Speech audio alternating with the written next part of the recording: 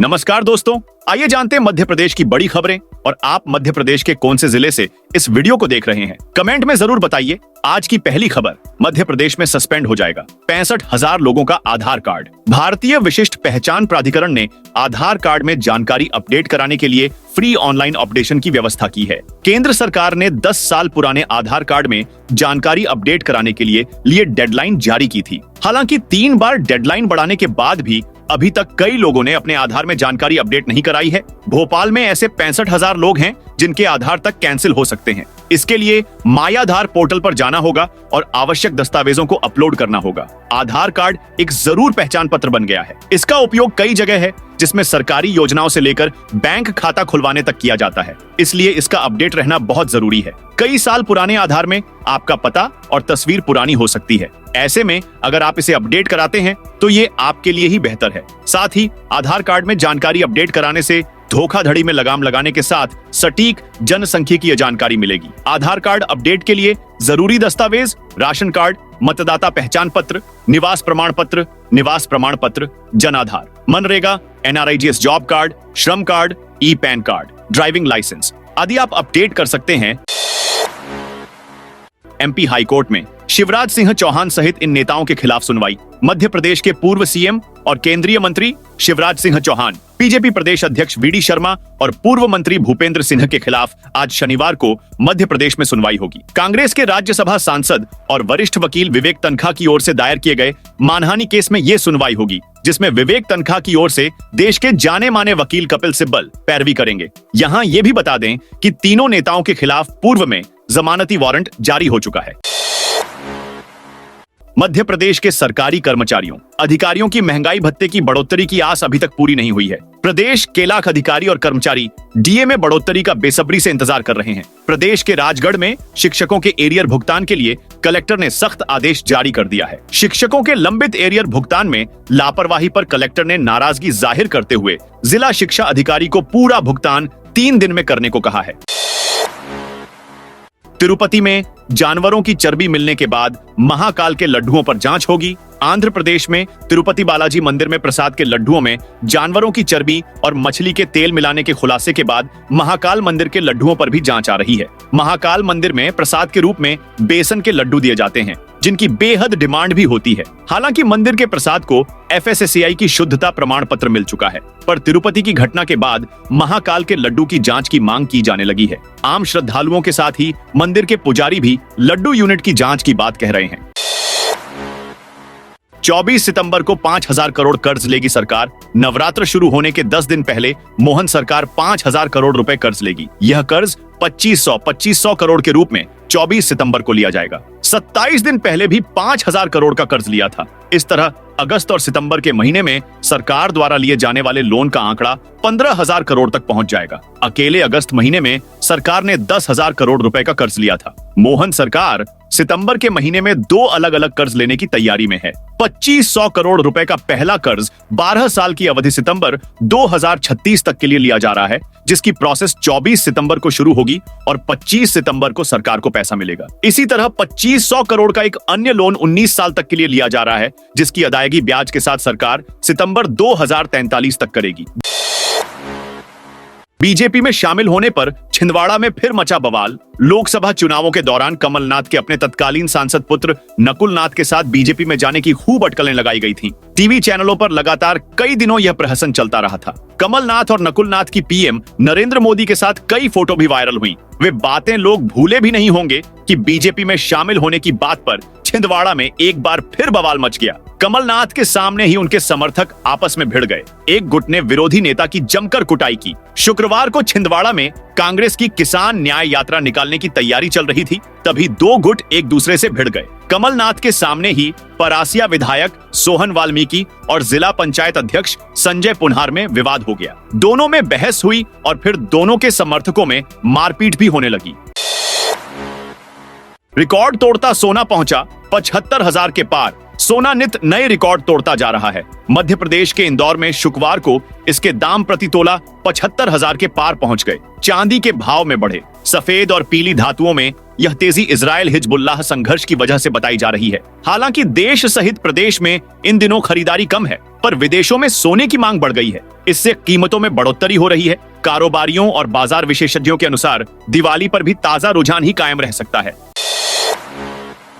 प्रदेश की 23,000 पंचायतों के भारी भरकम बिजली बिल को भरने से परेशान सरकार अब बिल कम करने की जुगत लगाने में जुट गई है। पंचायत और ग्रामीण विकास विभाग ने 700 करोड़ रुपए सालाना जमा होने वाले पंचायतों के बिजली बिल को कम करने के लिए सोलर और विंड एनर्जी के जरिए पंचायतों को रोशन करने की तैयारी शुरू की है। हाथियों की पिकनिक खत्म, अब फिर काम पर लौटेंगे। मध्य प्रदेश के मंडला में कान्हा नेशनल पार्क की सुरक्षा के लिए तैनात हाथियों की एक सप्ताह सेवा की गई, जिससे उनमें नई ऊर्जा का संचार हुआ।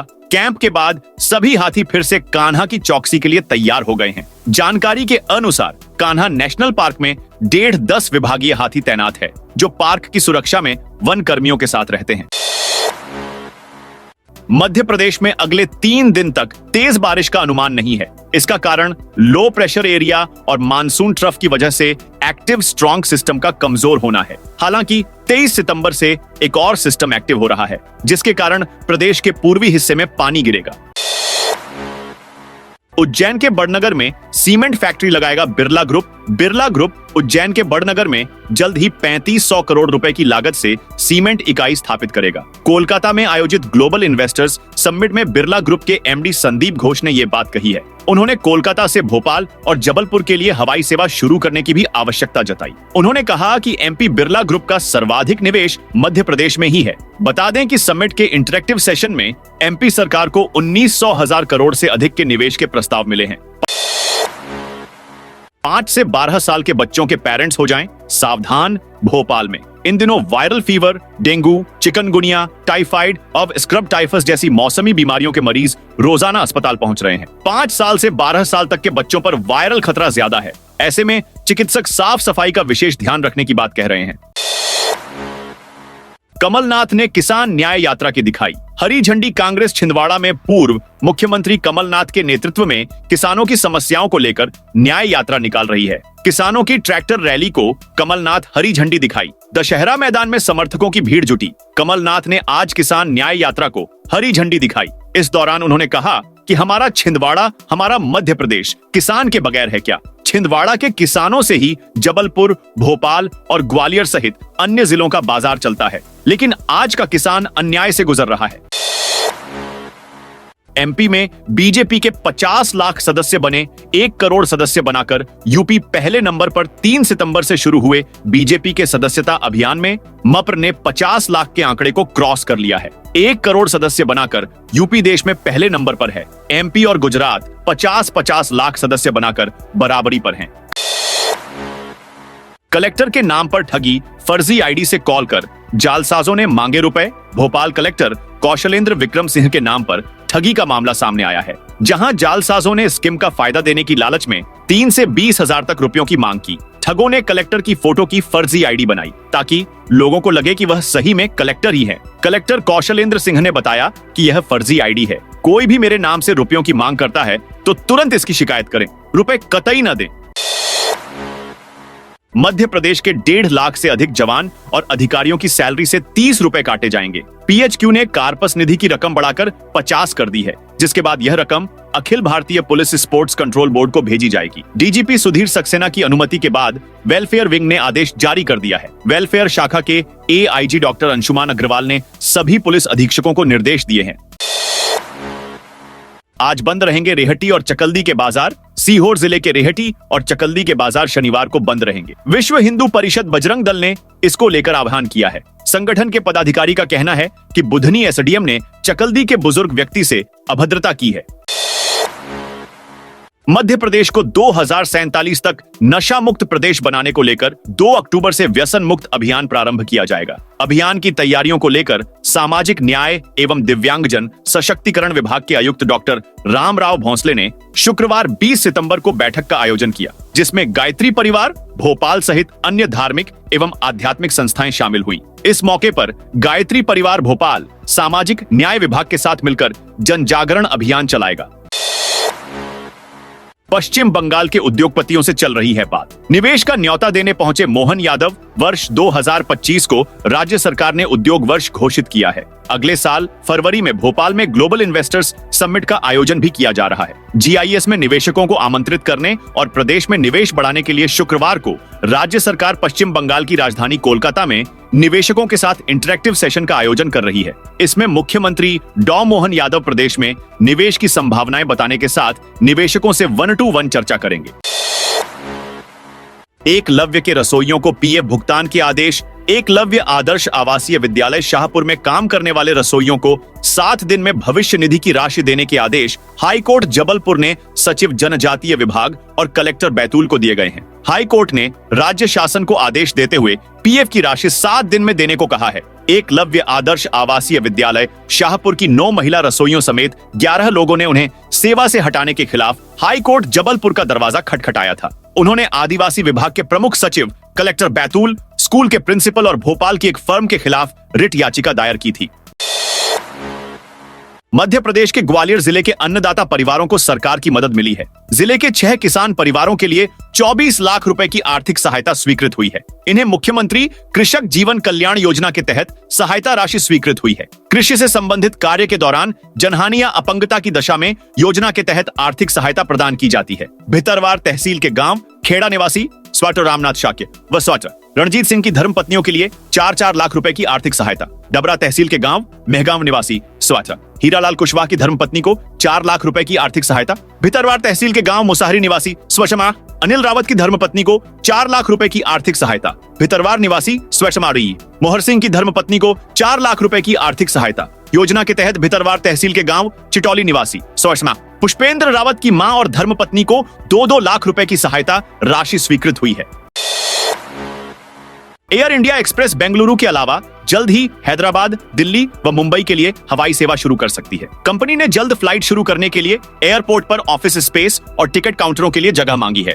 एयरपोर्ट अथॉरिटी ऑफ इंडिया ने कंपनी को जगह देने पर सहमति दे दी है। ऐसे में हवाई यात्रियों को जल्द खुशखबरी मिल सकती है। आष्टा में गेल इंडिया के प्लांट का विरोध, बीमारियों से जूझ सकते हैं लोग। मध्य प्रदेश के आष्टा में प्राइवेट कंपनी गेल लिमिटेड के एथेन क्रैकर पेट्रोकेमिकल लगाने की सरकार ने अनुमति दे दी है, लेकिन इस बीच इसे लेकर विरोध प्रदर्शन हो रहा है। किसानों ने कहा कि वे किसी भी कीमत में यहां पर प्लांट स्थापित नहीं होने देंगे। इसे लगाने के लिए किसानों की जमीन अधिग्रहित की जा रही है। इसी के विरोध में ट्रैक्टर रैली निकाली और कहा कि चाहे उन्हें जान ही क्यों न देनी पड़े, लेकिन प्लांट नहीं लगेगा। साथ ही इससे होने वाले दुष्प्रभावों को भी बताया कि अगर आष्टा में इसे लगा दिया गया तो आसपास के कई लोग कैंसर जैसी गंभीर बीमारी से भी ग्रसित हो सकते हैं। दोस्तों, यह थी मध्य प्रदेश की दिन भर की ताजा और बड़ी खबरें।